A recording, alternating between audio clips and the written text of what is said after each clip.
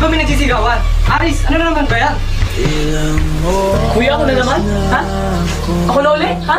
Ikaw, Israel, tarantado ka talaga. Lahat na, pinapabayaan ka na namin sa mga gusto mo, pati yung pagbubulakbol mo. Oo nga, Kuya Aris, nakakaingit ka! Ako pa rin? Ako pa rin yung nakakaingit, ha? Ako nga yung ingit na ingit sa inyo, eh. Ha? Ikaw, kuya, nakakakain ka ng masarap. Ikaw, ate, nabibili mo lahat ng gusto mo, di ba? Ikaw, napakasarap ng buhay mo kasi minsan wala kang ginagawa.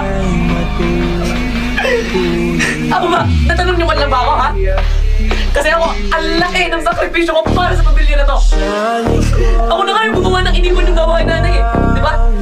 Ako na rin yung gumanap bilang tatay kasi si tatay lagi na lang nag-iinom. Kasi sabihin nyo, ako ba? Ako ba yung swerte?